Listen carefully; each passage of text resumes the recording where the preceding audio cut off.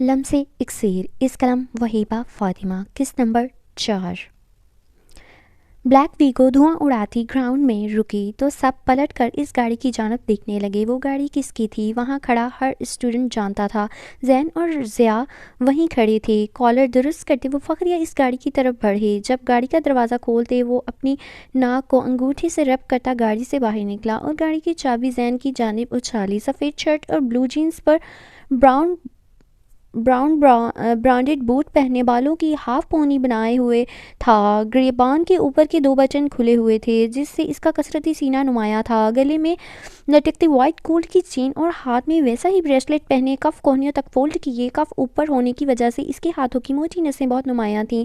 आंखों पर dark brown रे बीन के ग्लासेस लगाए वो एक मुकम्मल बैड बॉय लग रहा था। ऐसा नहीं था कि स्टाइलिंग और पैसों के लिहाज से पूरी यूनी में वही मशहूर था, बल्कि इसके लेवल के बहुत से ग्रुप थे यूनिवर्सिटी में, मगर वो सबसे हटकर माना जाता था। इसकी वजह इसकी बेजार और लापरवाह तबीयत थी। काफ़ी सारे लोग इसे आदमी बेजार कहते थे। कोई शख्स भी ऐसी चीज़ तलाश नहीं कर पाया था जिससे वो इहान दिलशेर के चेहरे पर मुस्कुराहट बिखेर सके। शहजादों हम सॉरी वह हसीन शहज़ादा हमेशा से नाखुश, सड़ियल होने की हद तक संजीदा मिजाज था। वो हमेशा नाखुश ही रहने वाला था शायद। हाय वो जेब वो जेब में हाथ डाले ज़या और जैन के साथ अपने डिपार्टमेंट के कॉरिडोर से गुजर रहा था जब एक लड़की इसके सामने आई। रेशम से डार्क ब्राउन बाल एक कंधे पर डाले थे, लॉन्ग ब्लैक स्कर्ट पर सफ़ेद शर्ट, एक हाथ में घड़ी और मुख्तलिफ़ किस्म की अंगूठियाँ, सुर्ख लिपस्टिक से मज़य्यन होंठ। अगरचे वो इहान ना होता और कोई दूसरा कमज़ोर नफ्स का मालिक होता तो ज़रूर इस पर पिघल जाता। इस लड़की के सामने आने की देर थी कि इहान ने नागवारी से आंखें फेरी। ये लड़की मालो दौलत में इहान दिलशेर की टक्कर की थी, हुस्न में बेमिसाल थी। कई लड़के इसके पीछे पागल थे पर इहान दिलशेर इसकी ज़िद था। रास्ते से हटो एलिफ, इहान ने दांत पीसते कहा। अपना नाम इसके मुंह से सुनकर एलिफ दिलकशी से मुस्कुराई। तुम्हारे मुंह से मेरा नाम किस कदर हसीन लगता है ना गर्ल्स। एलिफ ने अपने साथ खड़ी लड़कियों से तायीद चाही तो इन्होंने बराबर से इसके बाद की तायीद की, जबकि ज़िया और जैन पुरजोश अंदाज में इहान को देखने लगी जो एलिफ को ही देख रहा था। वो मुंतज़िर थे इहान की तरफ से किसी तड़कते भड़कते जवाब के। यू नो वट एलिफ, मुझे भी एलिफ नाम बहुत पसंद है, पर जानती हो एलिफ नाम अदा करते हुए मेरे जहन में बहुत मोहब्बत के साथ एक लफ्ज़ आता है। इहान ने आगे बढ़ते नरमी से कहा। इहान की बात सुनकर एलिफ की बांसुरी खिल उठी। वो मुस्कुराकर इहान के मज़ीद करीब हुई। कौन सा लफ्ज़? एलिफ ने बेकरारी से पूछा, जबकि जैन और ज़िया का मुंह इहान की बात पर उतरने लगा था। क्या इनका रूड और डैशिंग दोस्त भी किसी लड़की पर फिसल रहा था, वो भी एलिफ जैसी लड़की पर जो बहुत घमंडी और मगरूर थी? वैसे भाई आपस की बात है, इहान अपनी जैसी लड़की ही चुन रहा है, बदमिजाज। और जैन ज़िया की तरफ झुककर कहने लगा, लेकिन बात मुकम्मल होने से पहले ही इहान ने इसके पाँव पर बुरी ही तरह ठोकर मारी। उप्स सॉरी यार, ये तशद्दुद हम पर मत किया करो, पत्थर जैसे पाँव हैं तेरे। अपने पाँव को मसलते जैन ने दुहाई दी, पर वो तो वापस एलिफ की जानिब मुतवज्जा हो चुका था। तुम अपनी टीटो नीचे ये टीटो पंजे तुम अपने टीटो पंजे दोस्तों को छोड़ो इहान और बताओ तुम्हारे दिमाग में क्या लफ्ज़ आता है मुझे देखकर। वो भी मोहब्बत भरा सीने पर हाथ बांधे एलिफ ने आईब्रो उचकाए। बहन जी, एक आंख दिबाते वो एलिफ के तन बदन में शोले भड़का गया। लेकिन ये झूठ नहीं बल्कि हकीकत थी कि एलिफ नाम से इसे बहुत मोहब्बत थी, लेकिन इस मोहब्बत की निस्बत बहन थी। भला वो कैसे किसी एलिफ नाम की लड़की की तरफ किसी दूसरी निस्बत से देख सकता था? तुम्हें भी तो मामूली सी लड़कियां भैया कहती हैं। You know what Ehan Dilsher, तुम भी इसी लायक हो ब्लडी भाईजान। इससे एहले एहान राहदारी अबूर करता एलिफ इस्तहज़ाहिया बोली तो एहान के चलते पैर रुके। वो जानता था हमेशा अपनी मुंह की खाकर वो बिगड़ी नवाबजादी ऐसी ही तिलमिलाकर बकवास करती थी। वो हमेशा की तरह बेनियाज होता था, लेकिन इस बार इसका जुमला एहान दिलशेर को बुरी तरह चुभा था कि इसके तंज के पस मंज़र याद आने पर एहान के चेहरे के जाविये बुरी तरह बिगड़े थे। एलिफ पर पैर पटकती वहां से जा चुकी थी, जबकि एहान का फिर से मूड बुरी तरह ख़राब हो चुका था। यू नो व्हाट, ये सब तुम दोनों की अहमक हरकत की वजह से हुआ है। गुस्से से जैन और ज़िया को वार्न करता वो अपनी क्लास में दाखिल हुआ। इस लड़की की वजह से कल से हमारे बच्ची का मूड ऑफ है। ایک بار وہ بہن جی مل جائے تو ایسا مزہ چکھائیں گے کہ یاد رکھے گی۔ ضیاء غصے سے کہتا ایحان کے پیچھے کلاس روم میں داخل ہوا، جبکہ زین ہمیشہ کی طرح ہنستے ہوئے روم میں داخل ہو گیا۔ اتنا تو وہ بھی ایحان کی فطرت سے واقف تھا کہ بظاہر وہ معاملے کو جتنا بھی پرسکون لے، لیکن اگر اندر سے بھڑک جائے تو جب تک بھڑکانے والے کو خاک نہ کر دے سکون سے نہیں بیٹھے گا۔ تو اس بہن جی کی تو واٹ لگنے والی تھی۔ ہائے اللہ، روزے نے میری واٹ لگائی ہوئی ہے۔ خون کی چھینٹیں اس کے ہاتھ پر گرنے سے اس نے موبائل سے نظر ہٹا کر غصے سے اپنے آدمی کو دیکھا۔ سوری سر، پر یہ بندہ کچھ نہیں اگل رہا، اتنا مارا ہے لیکن بہت ڈیٹ ہے، اب ادمرا ہو گیا ہے، گارڈ نے پیچھے ہٹتے ڈرتے ہوئے بتایا۔ بہت ٹائم ویسٹ کیا ہے تم لوگوں نے، میرا اور شرٹ بھی گندی کر دی، سرسراتے سرد لہجے میں کہتے فون ٹیبل پر رکھتے اس نے آستینوں کے کف فولڈ کیے اور کرسی پر بیٹھے ادمرے شخص کا منہ دبوچا، جبکہ اس شخص نے نفرت سے اسے دیکھا۔ میں بہت شریف سمجھتا تھا برہان دلشیر تمہیں، پر تم ایک درندے ہو، میں یہ بات سب کو بتاؤں گا۔ خود میں ہمت مجتمع کرتے وہ گرایا۔ شریف تو میں واقعی ہوں، یہ تم نے ٹھیک کہا، لیکن صرف ان کے لیے جو مجھے نہیں جانتے۔ تمہیں کس نے اجازت دی تھی کہ تم مجھے جاننے کی کوشش کرو، میری کھوج کرو؟ اس کے منہ پر ایک زوردار مکہ مارتے وہ چلایا۔ کرسی پر بیٹھے وجود کے ناک سے خون کا فوارہ پھوٹ پڑا۔ تم مجھے جان سے مار دو ورنہ میں تمہاری حقیقت سب کو بتا دوں گا۔ برہان دلشیر ایک عادی مجرم ہے، وہ شخص نیم بے ہوشی میں بول رہا تھا۔ برہان ہنسا جیسے اس کی بات نے بہت لطف دیا ہو۔ ڈاکٹر کو بلاؤ، اس کا علاج کرواؤ، یہ مرنا نہیں چاہیے، لیکن یاد رہے کہ اس کے ہاتھ کچھ لکھنے کے قابل نہ رہے اور اس کا منہ کچھ بولنے کے، اسے معلوم پڑنا چاہیے میرے معاملات میں بولنے کا انجام۔ اس نے سفاکی سے کہتے پاکٹ سے رومال نکال کر منہ صاف کیا اور بیسمنٹ سے باہر نکل گیا۔ اس کا رخ اب ایک مخصوص کمرے کی طرف تھا۔ صاحب آپ کا جوس۔ ایک نو عمر لڑکی جس نے جوانی کی دہلیز پر قدم رکھا تھا، نوخیز جوانی کا دور تھا اور اس کچی عمر میں ہی فوراً اسے کسی بے درد شخص کی محبت نے چھوا تھا۔ وہ ٹیبل پر اس کا اشارہ ملنے پر جوس رکھ چکی تھی، لیکن اب بھی وہیں گمسم انداز میں اس روکھے شخص کو دیکھ رہی تھی جس کے صرف ظاہر سے واقف تھی وہ لڑکی۔ مقابل نے نظر اٹھا کر آئیبرو اچکائی۔ اب تک یہیں کھڑی ہو، کوئی کام ہے؟ ارزق خانزادہ کی کرخت آواز پر اس کی ہتھیلیاں پسینے سے بھیگنے لگیں۔ وہ تقریباً 1 ماہ پہلے یہاں نوکری پر لگی تھی اور اس 1 مہینے میں اس نے یہی بات محسوس کی تھی کہ اس کا صاحب حسن پرست ہرگز نہیں ہے، نہ ہی لڑکیوں میں دلچسپی رکھتا ہے۔ آپ سے کچھ بات کرنی ہے، اس نے نظریں جھکائے ہچکچاتے کہا۔ ارزق نے کرسی کی پشت سے ٹکائی سر تا پیر اس لڑکی کو بغور دیکھا۔ بولو۔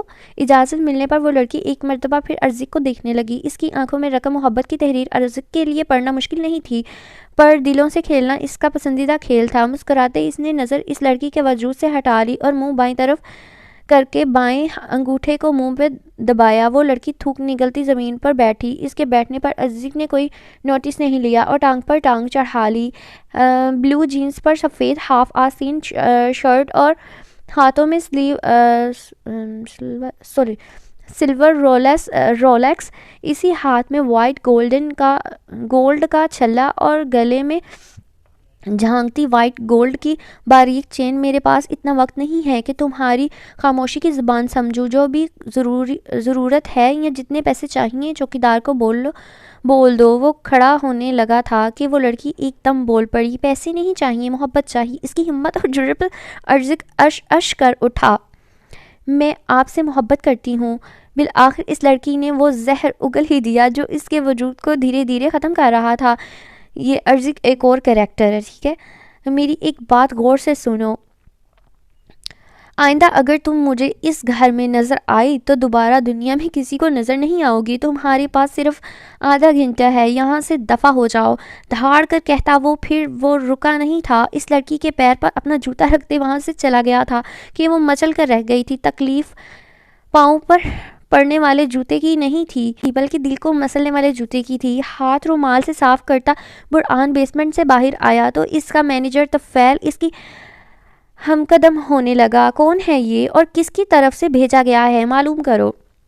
رومال مینیجر کو دیتے اپنی شرٹ کے بٹن کھولتا وہ آفس روم میں داخل ہو گیا اور لمحے میں اپنے تن سے وہ قمیض دور کرتے طفیل کے پیروں میں اچھالی. سر ہر ممکن کوشش کی تھی پر اس نے کچھ نہیں بتایا. وفادار تھا. طفیل کے کہنے پر برآن نے نفی میں سر ہلایا. تم بھی ہو جاؤ طفیل. پھر برآن طفیل کے پاس آتے آنکھیں سکیڑتے بولا تو مینیجر. طفیل ایک دم گڑبڑا گیا. طفیل کا دل بند ہونے لگا تھا. یہ سوچ ہی جان نکال رہی تھی کہ اس کی غداری پر برآن دلشیر اس کے ساتھ کیا سلوک کرے گا. غلط فہمی. وہ کہکہا لگا کر ہنسا اور اگلے ہی لمحے ایک زوردار لات طفیل کے منہ پر ماری. خون کا فوارہ طفیل کے منہ سے پھوٹ پڑا. سر اب بھی طفیل نے اتنا ہی کہا تھا کہ جب برآن نے اسے بالوں سے پکڑتے ہوئے کھڑا کیا اور اس کا سر زور سے دیوار پر مارا. طفیل لڑکھڑاتا ہوا زمین پر اوندھے منہ گرا. برآن what the hell is going on. کمرے کے دروازے سے اندر آتے زاویار مراز زبان پھسلی جا رہی ہے میری. زاویار مراج خان زادہ نے حیرت سے برآن کو مخاطب کیا جو دروازے کے درمیان کھڑا تھا. وہ کچھ دیر پہلے ہی یہاں آیا تھا. زاویار کے آفس روم میں بنا اجازت آنے والا شخص صرف زاویار مراج خان زادہ ہی ہو سکتا تھا. اس کے علاوہ اس کی اجازت ایہان تک کو نہیں تھی. Please leave it this moment. Zaviyar کو شعلہ بار لہجے میں جھڑکتے وہ اب اپنے ٹیبل کے ڈرار سے کچھ تلاش کر رہا تھا.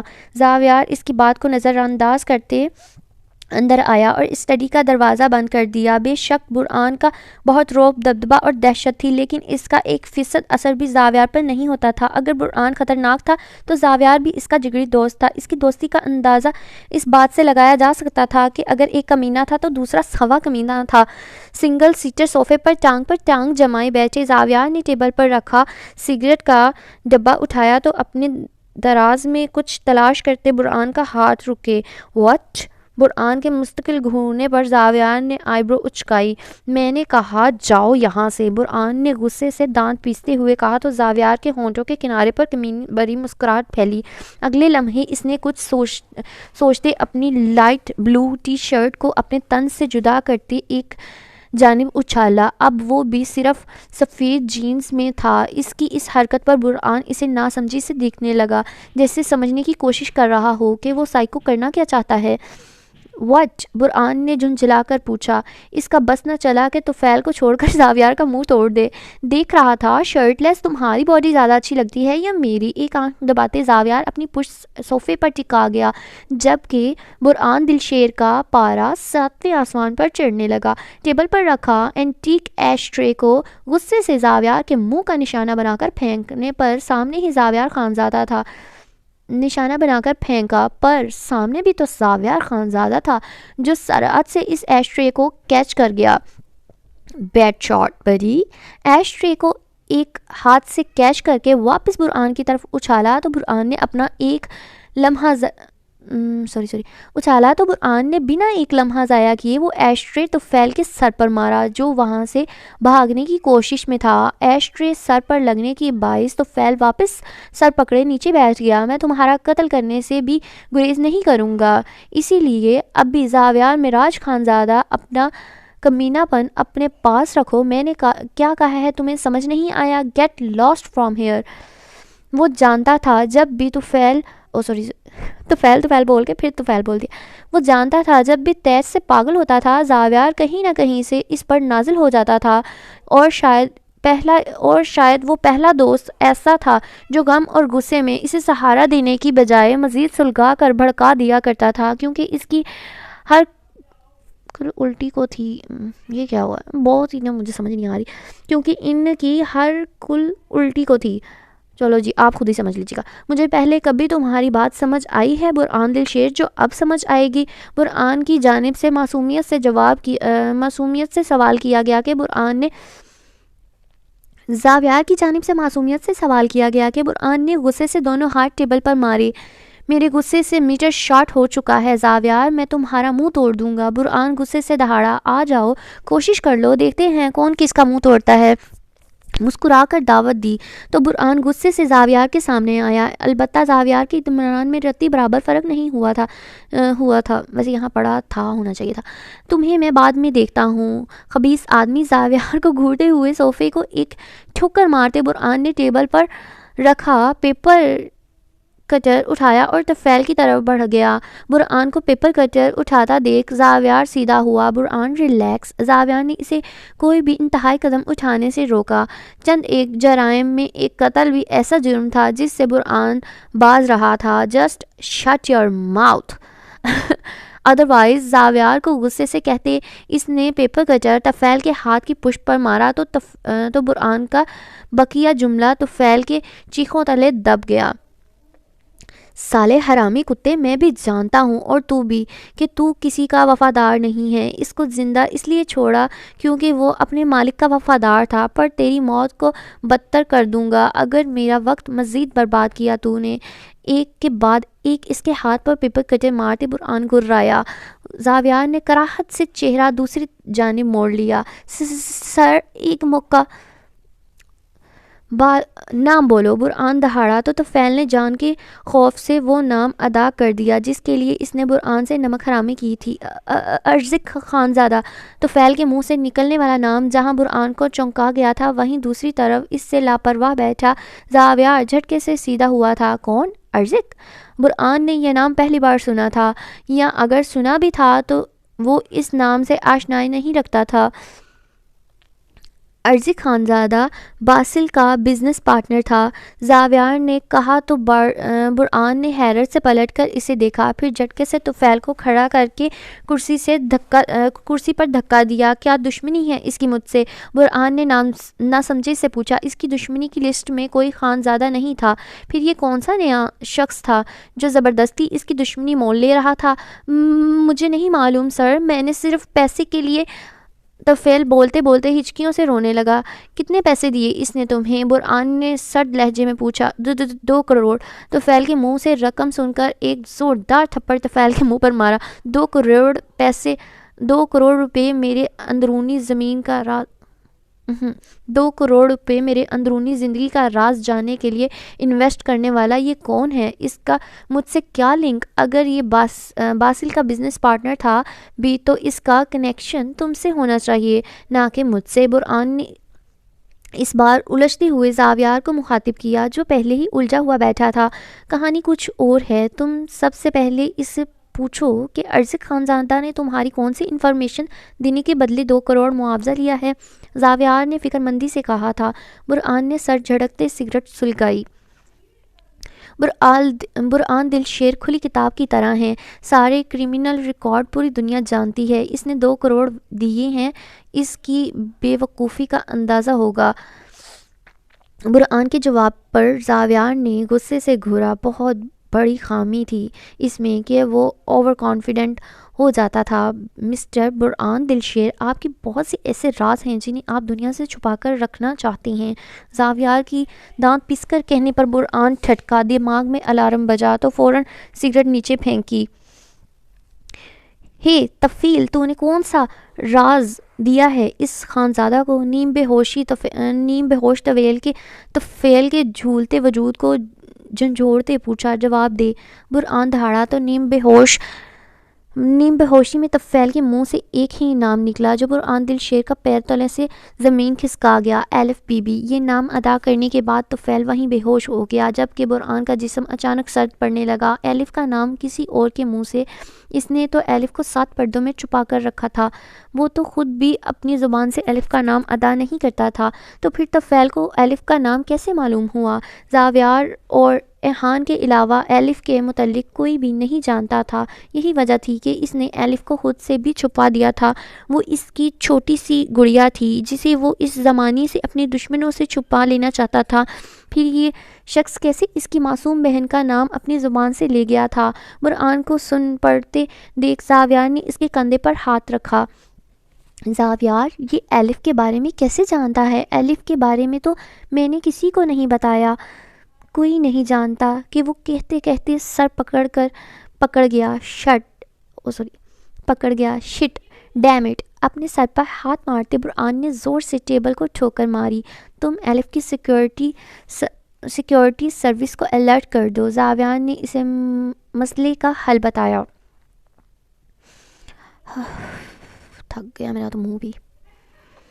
میں نے کوئی سیکیورٹی سروسز رکھی ہی نہیں. اس کی سب سے بڑی سیکیورٹی یہی تھی کہ کوئی نہیں جانتا تھا وہ مجھ سے یعنی برآن دل شیر سے منسوب ہے.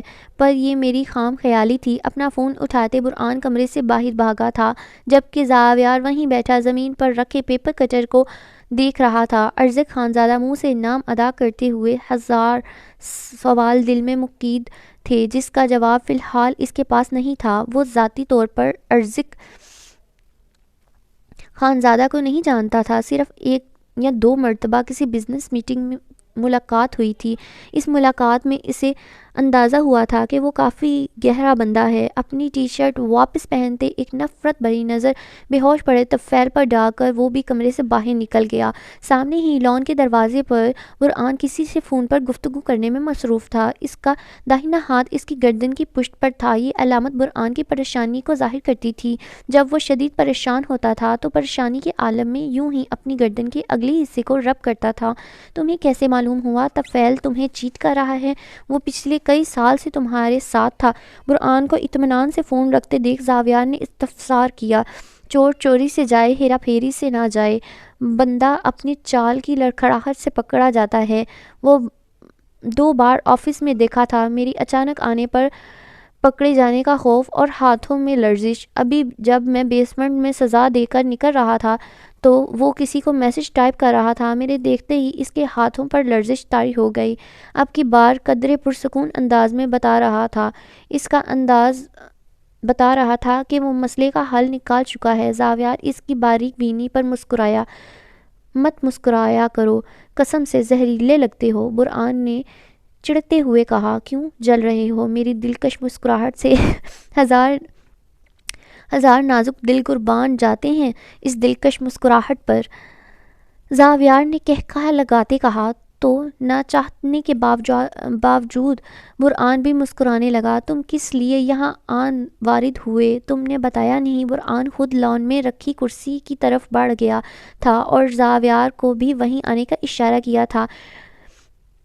رپورٹ ملی ہے باسل تمہاری کمپنی کے ساتھ ڈیل کرنے پاکستان آنے والا ہے. زاویار کے کہنے پر برآن نے بھویں اچکائیں. ریئلی؟ سوال نہیں، لا علمی کا اظہار تھا جو خاص کر زاویار کو جلانے کے لیے تھا. نہیں کرو کوشش بھی، بس رہنے دو. نہیں بن سکتے میرے جتنے کمینے. ناگواری سے کہتے زاویار نے اس کو گھورا تو برآن کہکا لگا کر ہنسنے لگا. پھر اپنے دوسرے خاص ملازم کو اشارہ کیا جسے سمجھتے وہ اسٹڈی کی طرف بڑھ گیا جہاں طفیل تھا. میری تو گلا خشک ہو کے گلے کی واٹ لگ گئی ہے. وہ رات دیر سے لوٹی تھی. گھر کے دروازے پر پہنچی. اس نے ایک نظر پیچھے دیکھا تو سامنے والے بوڑھے مولوی چارپائی ڈالے دروازے پر ہی مولوی ہاں جی وہی ہے دروازے پر ہی بیٹھے تھے. زرمش نے سر جھکاتے سر کے اشارے سے سلام کیا تو وہ دونوں ہاتھ اٹھا کر اسے سلامتی کی دعا دینے لگے. اس کے چہرے پر آسودی سی مسکراہٹ نمودار ہوئی. دعا؟ ہاں، اس کی زندگی ذلیل و خوار اسی وجہ سے تھی کہ کوئی اس کے پیچھے دعا کرنے والا نہیں تھا. کوئی نہیں تھا جو اس کے لیے سجدے میں گر کر روتا یا اللہ مجھے ماں کیوں نہیں ملی. تڑپ کر دل سے ایک ہوک سی اٹھی. غربت پر شکوہ کس کمبخت کو تھا؟ ملال تو یہ تھا کہ اس کے ساتھ کام کرنے والی اس کی دوست اسما اس سے زیادہ غریب تھی. لیکن جب رات اسما تھک کر گھر جاتی تھی تو اس کی خبر گیری کرنے کے لیے اس کی ماں موجود تھی. اگر وہ تھکتی تھی اسے حوصلہ دینے والی ہاتھ اور اگر وہ تھکتی تھی تو اس کو حوصلہ دینے والے ہاتھ اور دعا دینے والی زبان بھی موجود تھی. پر اس کے پاس تو کوئی سہارا، کوئی آسرا نہیں تھا. وہ اپنی ماں بھی خود تھی اور اپنا باپ بھی خود. ذہن جھٹکتے اس نے گھر کا دروازہ کھٹکھٹایا تو اگلے ہی لمحے دروازہ کھول دیا گیا. یوں لگا جیسے اندر سب اس کے منتظر تھے. بھلا ایسا کب ہونا تھا؟ لیکن اندر قدم رکھتے ہی اس نے دروازہ کھولنے والے کو دیکھا تو ماتھے پر خود بخود بل پڑے۔ دروازہ کھولنے والا کوئی اور نہیں فراز تھا۔ بنا سلام دعا کیے وہ تیزی سے اندر بڑھ گئی۔ اسے اندر جاتے دیکھ فراز نے دروازہ بند کیا اور تیزی سے اس کے پیچھے بھاگا۔ یہ موقع اچھا تھا، اس کی ماں تو فلم دیکھتے دیکھتے کب کی سو گئی تھی، اور وہ جب سے زرمش کے انتظار میں پڑتول رہا تھا۔ کہاں سے آ رہی ہو؟ بنا اجازت زرمش سے پوچھے اس کے کمرے میں داخل ہوتے اکڑ سے پوچھا۔ زرمش نے اسے بھویں اچکا کر دیکھا، جیسے پوچھنا چاہ رہی ہو تم کون ہوتے ہو پوچھنے والے، کمرے سے نکلو۔ اگلے ہی لمحے اپنا بیگ بیڈ پر اچھالتی وہ چٹکی بجاتے حقارت سے بولی تو فراز کشمکش میں پڑ گیا۔ کہاں تو وہ اسے مٹھی میں قید کرنے کی چکروں میں تھا، اور یہاں تو اس کے تیور خطرناک حد تک بگڑے ہوئے تھے۔ فراز کو اپنا کام بگڑتا ہوا محسوس ہوا۔ وہ اپنی ماں کو تو آدھا رضامند کر چکا تھا، پر اس چڑیل کو قید کرنا بھی تو ضروری تھا۔ یہ میرا سوال کا جواب نہیں ہے، بتا کہاں سے آ رہی ہے؟ اتنی رات گھر کے باہر کون سی نوکری چل رہی تھی؟ غصے سے سخت لہجے میں پوچھا تو زرمش اس کی اس انداز پر ٹھٹک گئی۔ کچھ تھا جو بری طرح کھٹک رہا تھا۔ آج تک فراز کی ہمت نہیں ہوئی تھی کہ وہ اس سے اس طرح سوال کرے، پر آج وہ ایسے پوچھ رہا تھا جیسے زرمش پر اس کی ملکیت ہو۔ تمہیں جواب دوں؟ نہیں، تمہیں جواب دہ نہیں ہوں میں۔ میرا دماغ خراب نہیں کرو اور دفع ہو جاؤ یہاں سے، نخوت سے کہتی وہ اپنا بستر جھاڑنے لگی۔ البتہ برقع اور دوپٹہ اب تک پہن رکھا تھا۔ جب فراز اسے ڈرانے کے لیے بیڈ پر مصنوعی غصے سے لات ماری۔ جب تک جواب نہیں دو گی عزت سے نہیں جاؤں گا، جب تک جواب نہیں دے گی عزت سے نہیں جاؤں گا، تیری یہی جب تک جواب نہیں دے گی جب تک جواب نہیں دے گی عزت سے نہیں جاؤں گا، نہ ہی تیری اتنی اوقات ہے کہ مجھے نکال سکی، اس نے غصے سے کھولتے کہا تو زرمش کو کسی ناگہانی آفت کی آمد کا اندیشہ ہونے لگا۔ اور تمہاری اوقات کیا ہے؟ ہاں، 2 ٹکے کمانے کی تمہاری اوقات نہیں اور مجھ سے سوال پوچھو گے؟ یہ جو 2 وقت کی روٹی مل رہی ہے نا، یہ میری ہی کمائی کی چکروں پر تم اور تمہاری ماں پل رہی ہو، سمجھے؟ اب نکلو میرے کمرے سے، بلکہ رکو، غصے سے کہتی وہ فراز کے سامنے آئی اور آنکھوں میں دیکھتی گررائی۔ اتنی رات کو اپنے یار کے ساتھ گھوم رہی تھی، مل گیا جواب، اب نکلو، زرمش نے دانت پیستے کہا، لیکن اگلے لمحے ہی فراز نے تیش میں آ کر اس کے منہ پر زوردار تماچا مارا۔ وہ اس تھپڑ کے لیے ہرگز تیار نہیں تھی، جبھی 2 قدم دور گری۔ اس نے بے یقینی سے منہ پر ہاتھ رکھے فراز کو دیکھنے لگی۔ مجھ سے زبان چلائے گی؟ میرے گھر میں رہ کر میرے سامنے بکواس کرے گی؟ ڈھیل دے دی ہے تو سر پر چڑھ رہی ہے۔ 2 لمحے چٹکی بجائے وہ صدمے میں 2 لمحے چٹکی بجاتے وہ صدمے سے کنگ زرمش کے سامنے کھڑا تھا۔ 2 منٹ میں تیرے پر کاٹ سکتا ہوں۔ زرمش کو خاموش دیکھے وہ مزید گرانے لگا تھا، جب اچانک زرمش کا صدمہ ٹوٹا، حلق میں آنسو کا گولا پھنسا اور وہ کھڑی ہو کر کمرے میں کچھ تلاش کرنے لگی۔ کچھ نہ ملنے پر وہ فراز کے مقابل آئی۔ اس کے سیدھے گال پر انگلیوں کے نشان تھے۔ اب سیدھے سے بتا، اتنی دیر کیوں ہوئی؟ فراز نے واپس اکڑ کر پوچھا۔ اس کا گمان تھا کہ وہ اب کی بار اسے وجہ سے آگاہ کرے گی، لیکن جوابی طور پر فراز کے منہ پر اس قدر زوردار تھپڑ پڑا کہ فراز کو اپنے گرد دنیا گھومتی ہوئی محسوس ہوئی اور سن ہونے لگا۔ ابھی وہ پہلے تھپڑ سے نہ سنبھلا تھا کہ زرمش نے اس کے دوسرے گال پر زوردار تھپڑ مارا۔ اس سے پہلے فراز جوابی کارروائی کرتا، وہ اپنے گلے سے دوپٹہ اتارتی فراز کے گلے میں پھنسا چکی تھی۔ دوپٹہ گلے میں پھنستے زور سے کھینچا کہ فراز دوپٹہ گلے سے نکالنے کی کوشش میں زمین پر گرا۔ مجھ پر ہاتھ اٹھائے گا؟ اپنے باپ کا مال سمجھا ہے حرامی کتے! پہ در پہ فراز کی کمر پر لات مارتی وہ اپنے ہوش کھو بیٹھی تھی۔ اتنے دن کی بھری ہوئی کسر فراز کے جسم پر اتر رہی تھی۔ اب میں تجھے بتاتی ہوں کہ اذیت کسے کہتے ہیں۔ تو اور تیری کمینی ماں نے میرا جینا حرام کر دیا ہے، میری زندگی جہنم بنا دی ہے۔ اب میں بتاتی ہوں جہنم کیسی ہوتی ہے۔ فراز کے گلے میں دوپٹہ ٹائٹ کرتے وہ مزید کوئی چیز ڈھونڈنے لگی تھی جس سے فراز کی دھلائی کر سکے۔ چھوڑ مجھے، وحشی عورت، پاگل ہو گئی ہے، بچاؤ! اب اس پر جن آ گیا، یہ تو مست لائن ہے۔ ٹھیک ہے۔ فراز زور زور سے چیخنے لگا تھا، اسے ہرگز بھی اندازہ نہیں تھا وہ پھل جھڑی سی لڑکی اس کی ایسی درگت بنا سکتی ہے۔ میں آج تیرا جن اتاروں گی، تیری ماں کا جن میں نہیں اتار سکتی، پر تیرا ضرور اتاروں گی، کتے کے پلے۔ ایک زوردار لات رسید کرتی وہ اب فراز کے بال پکڑ چکی تھی۔ یہ لڑائی مزید چلتی، لیکن اچانک زرمش کے بال پکڑ کر کسی نے اسے پیچھے دھکا دیا۔ اسے معلوم تھا یہ کون اور نہیں فراز کی، اور یہ کون ہو سکتا ہے، ایسے ہونا تھا اس لائن، یہ کون ہو سکتا ہے اور نہیں فراز کی اور اس کی سوتیلی ماں شبانہ ہی ہو سکتی ہے۔ پاگل ہو گئی ہے منحوس لڑکی، جس کی تھالی میں کھاتی ہے اسی میں چھید کر رہی ہے، میرے بچے کی جان کے پیچھے پڑ گئی ہے۔ منحوس ہرافہ فراز کے گلے سے دوپٹہ اتارتے غصے سے کہا، یہ پاگل ہو گئی ہے اماں، بھاگو یہاں سے، اس لڑکی کا دماغ خراب ہے۔ فراز ایک خوفزدہ نظر زرمش کو دیکھتے آہنی ماں کو باہر کھینچنے لگا۔ چل ماں یہاں سے، اس پر جن سوار ہے، تیرا بھی لحاظ نہیں کرے گی۔ فراز اس کی جنونی انداز سے خوفزدہ ہوا تھا، تبھی بکتی جھکتی زرمش کو گالیاں دیتی شبانہ کو گھسیٹ کر کمرے سے باہر نکل گیا۔ اندر زرمش نے اپنے کمرے کی چٹنی لگائی اور دروازے سے ٹیک لگا کر زمین پر بیٹھتی سسکتے ہوئے گھٹنوں میں چہرہ چھپا لیا۔ تم باہر کیوں نہیں نکلتی ہو ایانارا؟ اسی وجہ سے بیمار رہتی ہو، اس ماچس کی ڈبی سے باہر نکلو تو طبیعت کچھ تر و تازہ ہو۔ یہ دن کا وقت تھا، پر کیا دن کیا رات، اس کے لیے ہر وقت ایک سا تھا، اندھیروں میں ڈوبا۔ باہر کی گندی بدبو مجھ سے برداشت نہیں ہوتی، میں چھپی رہنا چاہتی ہوں زریمہ، میں چاہتی ہوں جلد موت آئے اور میں منو مٹی تلے چھپ جاؤں۔ اینارا اچانک سے جنونی ہوتے بیٹھ گئی تھی۔ زریمہ غور سے اسے دیکھنے لگی، وہ اچانک پاگلوں جیسی جنونی کیوں ہو جاتی تھی؟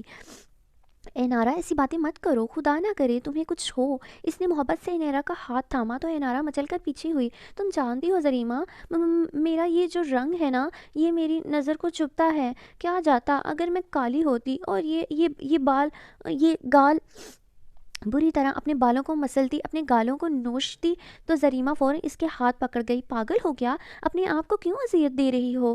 زریمہ اس کے گال پر ناخن کا نشان دیکھتی بھڑکی۔ تم بھی نوچو زریمہ، اس وجود کو اتنا بدصورت بنا دو کہ یہ دیکھنے کے قابل نہ رہے۔ یہ جو حسن ہے اس کو بگاڑ دو، مجھے ایسا کر دو کوئی مجھے دیکھنا پسند نہ کرے، میرے بالوں کو کاٹ دو۔ اور یہ آنکھیں، وہ پھولی تھڑ تھڑاتی سانسوں سے بول رہی تھی جب زریمہ نے اسے سینے سے بھینچ لیا۔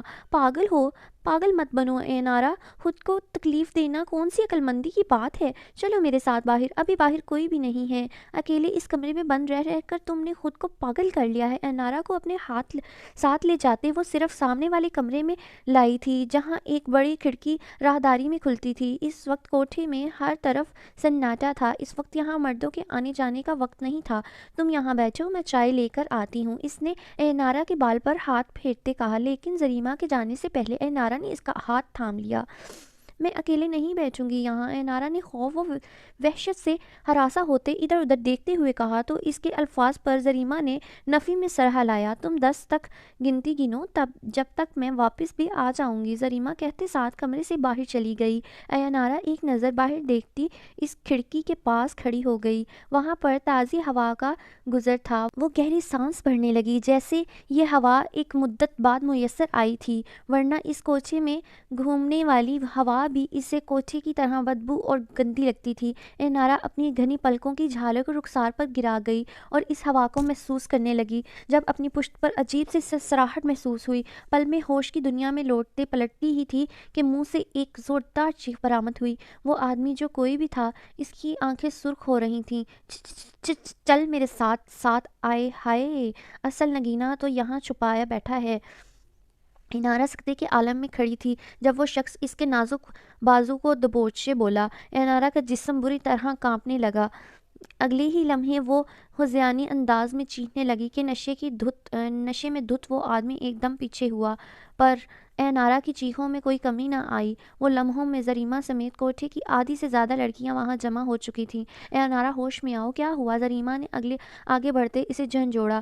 یہ واپس آ گیا، یہ وہی ہے زریمہ، اس نے مجھے یہاں چھوا، یہ میرے ساتھ وہی سب کرنا چاہتا ہے جو اس نے اس رات کیا تھا، یہ وہی ہے۔ اپنے سینے پر بازو باندھتی وہ اپنے آپ کو گردن سے بے لباس محسوس کر رہی تھی۔ انارا ایسا کچھ نہیں ہے میری جان، زریمہ نے غصے سے لڑکیوں کو اشارہ کیا تو وہ اس آدمی کو نیچے لے گئیں۔ ایسا ہے وہ دیکھو، اس نے مجھے یہاں چھوا کہتے ساتھ وہ ایسا ہے دیکھو اس نے مجھے یہاں چھوا کہتے ساتھ وہ ہذیانی ہوتی نیم پاگلوں کی طرح بری طرح اپنے بازو کو نوچنے لگی۔ زریمہ سب کو نظروں سے ایسے